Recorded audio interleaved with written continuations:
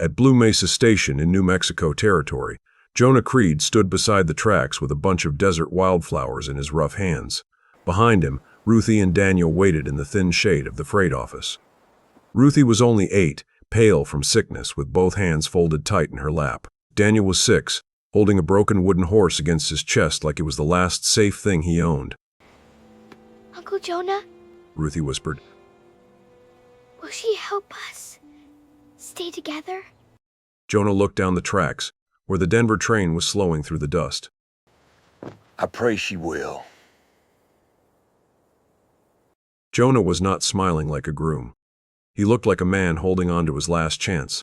The matrimonial agency in Denver had promised him a bride, a proper woman, a willing woman, someone who could help him make a home before the county decided his dead sister's children belonged in another man's care. Then Bellamy stepped down from the passenger car. Her dress was travel-stained. Her gloves were dusty. Her eyes were tired but steady. She saw the flowers. She saw the children. Then she walked straight to Jonah and said, Mr. Creed, I'm not the bride you paid for. The words seemed to stop the whole platform. Now, I've seen many men wait at train stations in my time. Some waited for freight, some for letters, and some for the one person they prayed would change their lives. My name's Abel Beecham, though most folks simply call me Mr. B. Even now, sitting behind my old store counter, I remember it plain. Jonah Creed was not waiting for romance that day. He was waiting for mercy. Jonah looked at Mara, then at the flowers, then back at her face. Mara drew a folded receipt, 2 copied letters, and a private note from her satchel. I worked 3 weeks in the Denver agency office copying letters and receipts, she said. Earlier this week, I found your payment marked fulfilled, but no bride had been assigned to your name. Then I found a private note from a Denver attorney named Silas Greer, telling the agency not to send anyone until after your guardianship hearing. Jonah's face changed, not with anger, with fear. Mara's voice tightened, but she did not look away. They took your money, Mr. Creed. No bride was coming. Someone wanted you standing before that judge alone. Behind him, Ruthie's small voice broke. If no one comes, she whispered, will the judge give us to Uncle Lucius? Daniel pressed the broken horse harder against his chest. Jonah had no answer. For a moment, Jonah said nothing. Then, to Mara's surprise, he gave a sad little smile and held out the wildflowers. Then these belong to you, he said. Mara blinked. Why? Because you brought me the truth, Jonah answered. And truth is the first kind thing that's come to Blue Mesa in a long while. Ruthie looked up at Mara with frightened eyes. Are you leaving too? Mara had come only to deliver proof. But when she saw those children waiting to be abandoned again, her heart tightened before she could stop it. Ruthie's question stayed with Myra as Jonah turned toward the waiting wagon. I can take you to the station hotel, he said. The eastbound stage office is beside it. You should not have to stand alone on this platform after doing me an honest turn. Mara hesitated. She had not come to Blue Mesa to ride anywhere with Jonah Creed. She had come to hand him the receipt, tell the truth, and leave. But she had spent her last wages on the third-class train ticket from Denver. She needed to ask when the next eastbound stage left, count the coins still in her purse, and decide how far they could carry her. And the children were watching her like one more disappearance might break something inside them. So she climbed onto the front seat of the wagon, keeping the folded agency receipt, copied letters, and Greer's private note in her lap. Jonah helped Ruthie and Daniel into the wagon bed, then tucked a thin blanket around them before taking the reins. On the dusty ride toward the station hotel, Jonah told her the truth. His sister Eliza had died of fever the winter before, leaving behind Ruthie, 8, and Daniel, 6. Since then, Jonah had tried to be uncle, father, cook, teacher, and comfort in the dark. But trying was not always enough in the eyes of the county. In 30 days, Jonah said, keeping his eyes on the road, a judge decides whether those children stay with me. Mara glanced back. Ruthie sat pale and quiet beneath the blanket. Daniel held a broken wooden horse like it was the last safe thing in the world. Why would anyone take them? Jonah's hands tightened on the reins. Lucius Vale, he said. their father's brother. Mara looked at him. Matthew Vale was married to my sister, Jonah said. He died before Eliza did. He left Ruthie and Daniel a share of the Vale family silver claim. Lucius says he wants to protect their inheritance, but Eliza knew better. The wagon wheels creaked over the dry road.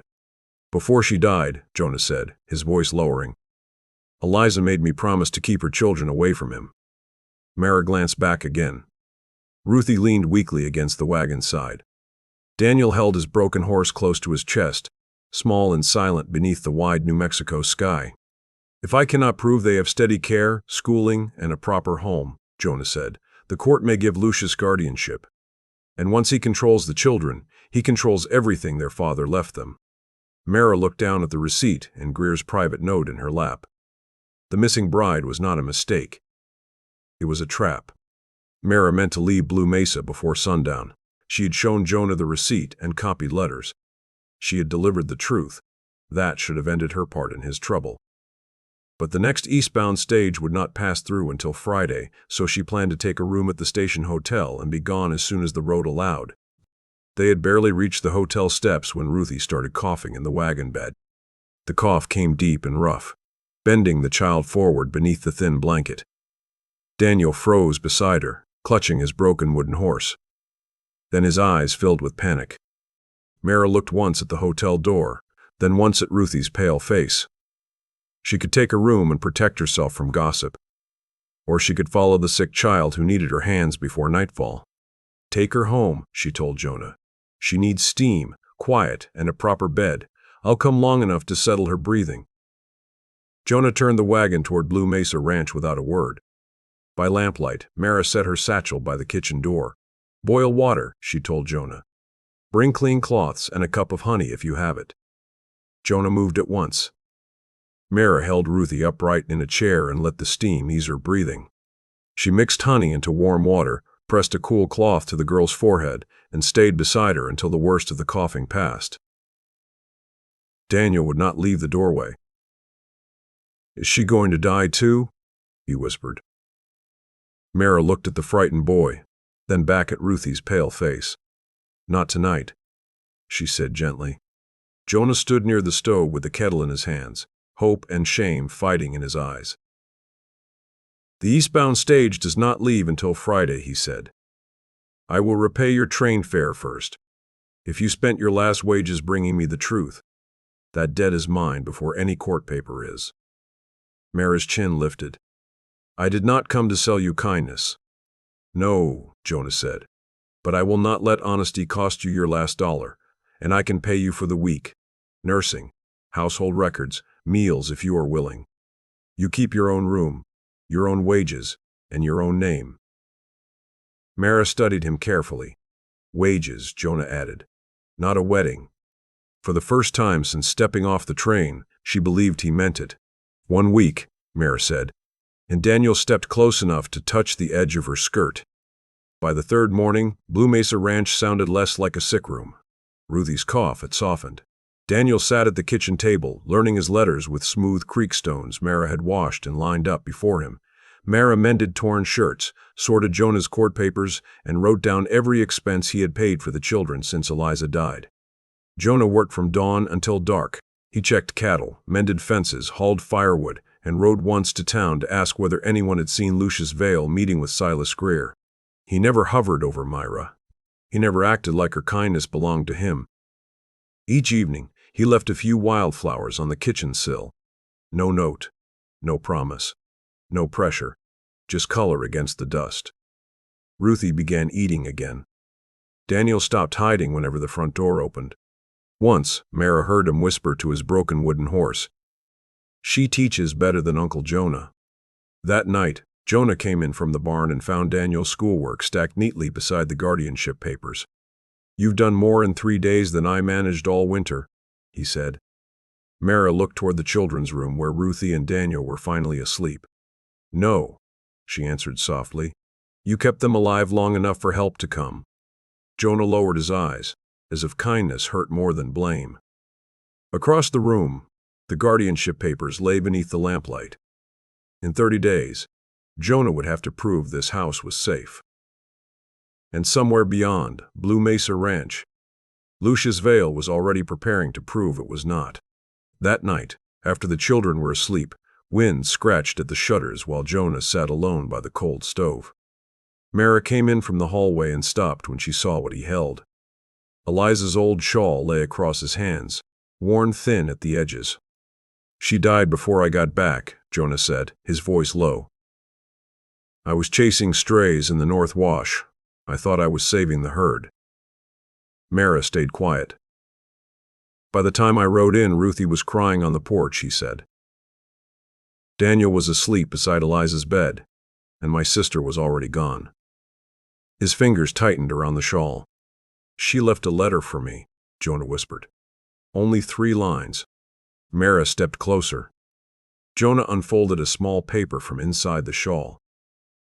The creases were soft from being opened too many times. He read it with a voice that nearly broke. "Jonah, if I do not live through this fever, keep Ruthie and Daniel together. Do not let Lucius Vale have my children. He does not love them. He loves what their father left behind." The room went terribly still. "No doctor could have reached her in time," Mara said gently. Jonah shook his head. "A brother should have been there. She was afraid, and I was not there to hear her ask it with her own voice." Mara understood then. The court was not his only fear. If he lost Ruthie and Daniel, it would not only break his heart, it would break the last promise Eliza had trusted him to keep. She sat in the chair across from him, close enough to listen, but not close enough to crowd him. "Guilt makes a cruel judge," she said, "but it does not always tell the truth." Jonah looked toward the closed door of the children's room. "If Lucius takes them," he whispered, "I don't know what will be left of me." Mara had no easy answer. Only the quiet knowledge that leaving Blue Mesa had just become harder. At Sunday service, Lucius Vale waited until the final hymn faded. Then he stepped into the aisle, polished boots shining, his smile thin as a knife. "Jonah Creed," he said, loud enough for every pew to hear. "This town has a right to know what sort of household those orphans are living in." The little church went still. Mara sat beside Ruthie near the end of Jonah's pew. Daniel pressed close to his uncle, holding his broken wooden horse against his chest. Lucius turned his gaze on Mara. "You sent money to a Denver bride agency," Lucius said.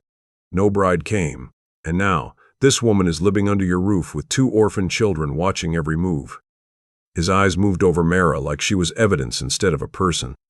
"So what is she, Creed? Your servant, your bride, or something less fit to name beneath God's roof?" Jonah rose so fast the pew creaked. "Speak against me if you must, Vale," Jonah said. "But you will not make shame out of a woman's mercy." Before Lucius could answer, Ruthie slipped from Mara's side and took her hand.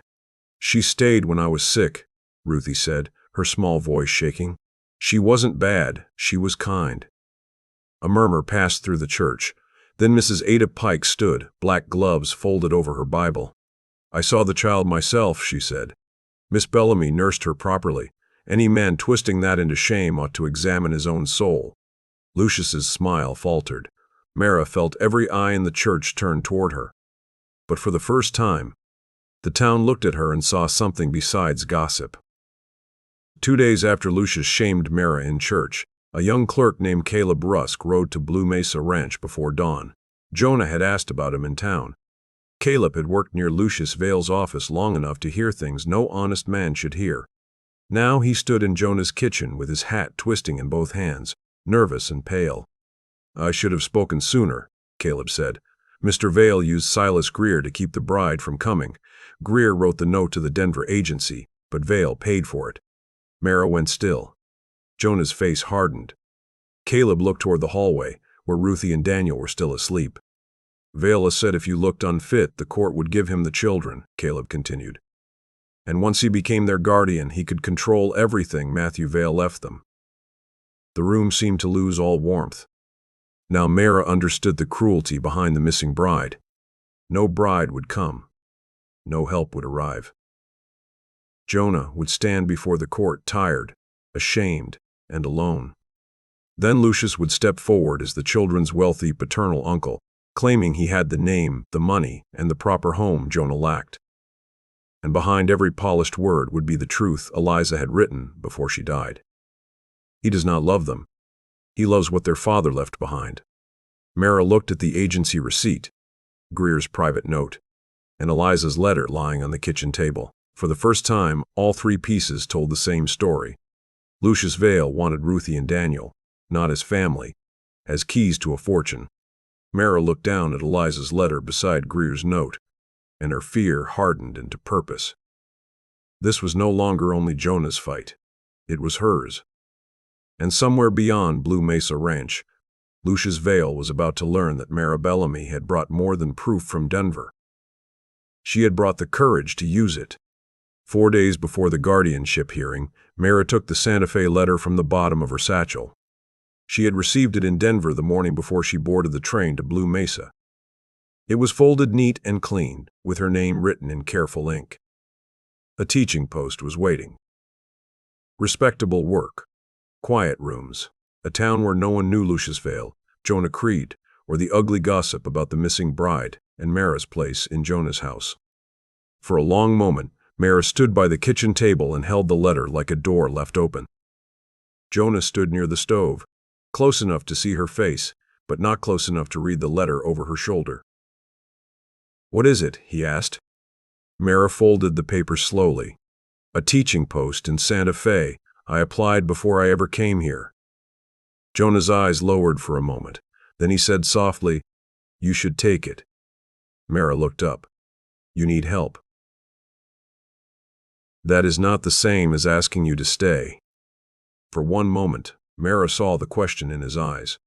Marriage before the hearing might help him keep the children. Then Jonah seemed to understand what that would cost her, and he stepped back. "I will not make a cage out of my trouble," he said. "You deserve a choice that belongs to you." Mara thought of the respected mining man she had once refused, and how quickly people believed his lies after she said no. Blue Mesa was dangerous. Lucius had blood ties to the children, money enough to look respectable, and the power to turn gossip into a weapon. But Jonah cared for her without trying to own her. And that frightened Mara more than leaving. Before sunrise, Daniel's bed was empty. Mara found Ruthie sitting up beneath the quilt, pale and trembling. "Daniel went to find Uncle Jonah," Ruthie whispered. "A man came to the window and said Uncle Jonah was hurt by the road. Jonah had not left the ranch. For one terrible second, nobody moved. Then Jonah ran outside." In the gray morning dust, Tomas found Daniel's small boot prints near the side fence. Beside them were deeper marks from a man's boots, and beyond the cottonwoods, wagon tracks cut fresh lines toward town. Jonah's face went hard with fear. "They wanted him found away from home," Mara said. Halfway to town, they found Daniel's broken wooden horse lying beside the road. Mara picked it up and held it like a piece of the boy himself. At the church steps, a crowd had already gathered. Lucius Vale stood beside his black carriage with Daniel wrapped in a clean blanket. The boy's face was wet with tears, and his small hands shook around a cup of milk. Lucius turned as Jonah rode in. "Mr. Creed," he called loudly, "I found your nephew wandering alone before dawn, cold, frightened, and half a mile from safety." A shocked murmur moved through the crowd.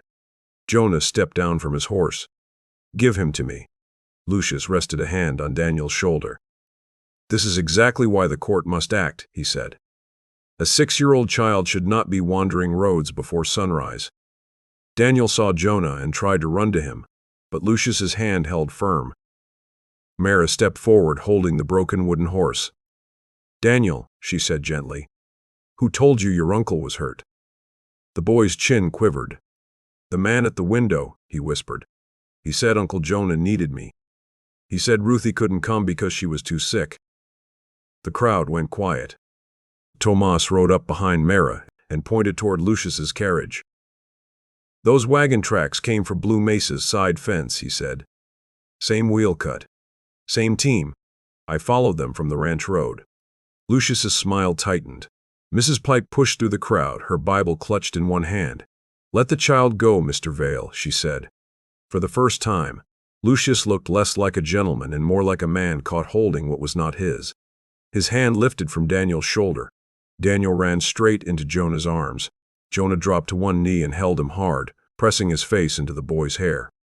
"I thought you were hurt," Daniel sobbed.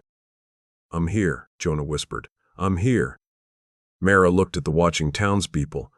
Now they had seen Lucius's kindness with their own eyes. It was not kindness at all. It was a trap wrapped in a blanket. By sundown, Lucius Vale was trying to turn shame into doubt. He stood outside the general store in his clean black coat, speaking calmly to anyone who would listen. "I found the boy on the road before dawn," Lucius said. "Cold, frightened, and alone. A court must ask why a 6-year-old felt safer running into the dark than staying in Jonah Creed's house." But this time, his words did not travel as easily. Too many people had seen Daniel run into Jonah's arms. Too many had heard Daniel sob that he followed the man only because he thought Jonah was hurt. Too many had seen Lucius's hand holding him back. And once a town sees a trap, it becomes harder to call it mercy. The next morning, one day before the hearing, Mrs. Pike came to Blue Mesa Ranch with ink, paper, and a face like iron. "We will write what we saw," she said. Tomas signed first. He wrote that he had found Daniel's small boot prints by the side fence, a grown man's tracks beside them, and carriage marks leading from Blue Mesa Ranch toward town. Caleb Rusk signed next.